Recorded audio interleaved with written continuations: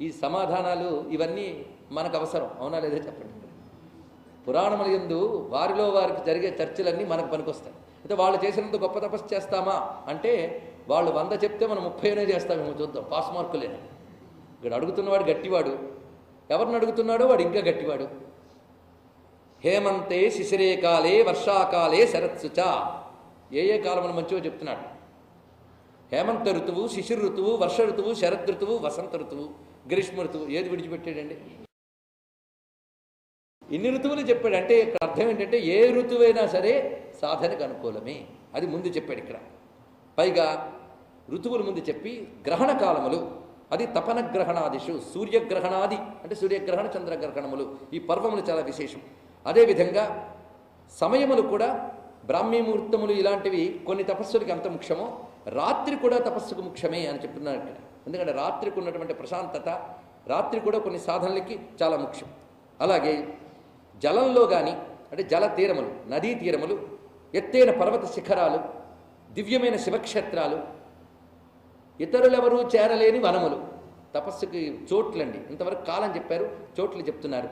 నదీ తీరములు, జల తీరములు, పర్వత శిఖరాలు, శివక్షేత్రములు. శివక్షేత్రేషు దివ్యేషు దుర్గమేషు వనేషు చ, ఇతరులెవరూ చొరరానటువంటి వనములు. అదేవిధంగా సరిత్తీరేషు సీతేషు మూలేశ్వపి మహీరుహ, గొప్ప గొప్ప చెట్ల యొక్క మూలములు అంటే చెట్టు నీడలు, ఒక మారేడు చెట్టు నీడో, అశ్వత్థ వృక్షము నీడో, ఇలాంటి పవిత్ర వృక్షముల యొక్క నీడలు, ఇవి కూడా తపస్సుకు యోగ్యమైనటువంటి చోట్లు. అదేవిధంగా తోటలు, చక్కటి సౌమ్యమైనటువంటి వాతావరణం కలిగినటువంటి తోటలు కూడా ముఖ్యమే. ఇక నియమాలలో కందమూలాది ఫలాదుల్ని ఆహారంగా తీసుకోవడము అదొక నియమం ఉంది. చెట్ల ఆకులు మొదలైనవి తింటూ ఉండడము, లేదా నీరు మాత్రమే తాగుతూ వాడి యొక్క శరీర శక్తి అనుమతించిన మేరకు ఆహార నియమంతో చేయాలి. ఇవి ఉత్తమం. ఫలములు, పత్రములు, తర్వాత జలము, వీటిని తీసుకుంటూ చేయాలి. తర్వాత స్నానముతే నిర్మలమైన శరీరం కలిగి చేయాలి, అది చెప్తున్నాడు ఇక్కడ. జలపాన ధృత ప్రాణై స్నాన నిర్మల మూర్తిభి, స్నానము చేత శుద్ధమైన శరీరంతో చేయాలి.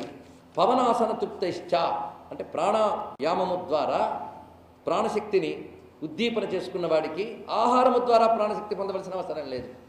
కనుక ఈ సాధన జాగ్రత్తగా చేసి ప్రాణాయామము ద్వారా తృప్తి పొందగలిగే స్థితి ఉండాలి. అప్పుడు బ్రహ్మయందు లగ్నమైన బుద్ధితో, బ్రహ్మ అంటే ఇక్కడ బ్రహ్మము అని అర్థం, చతుర్ముఖ బ్రహ్మని కాదు, పరబ్రహ్మ అని అర్థం. అందుకు బ్రహ్మతత్పర బుద్ధిభి అనే మాట చెప్తున్నారు. అలాంటి బుద్ధితో కూడి సాధన చేయాలి. ఈ సాధన శివసాయుధ్యానికి కారణమవుతుంది సుమా అనే విషయాన్ని చెప్పి, నీకు శివపదాన్ని పొందాలనే కోరిక ఉన్నట్లయితే వీటితో శివుని సేవ చెయ్యు. ఇంకొక మాట చెప్తున్నాను విను, శివార్చన చేయాలనే కోరికే పెద్ద తపస్సు సుమా అన్నాడు. ఇది గొప్ప మాట, చివరికి చెప్పిన అద్భుతమైన మాట. శివసేవార్చనం కర్తుం యది వాంఛా తవ ఉత్తమం. నువ్వు ఒక మాట అన్నావు, శివుణ్ణి ఏ విధంగా సేవించాలని, ఆ కోరిక కలగడమే తపస్సు అన్నాడు. ఆ కోరికే గొప్ప తపస్సు.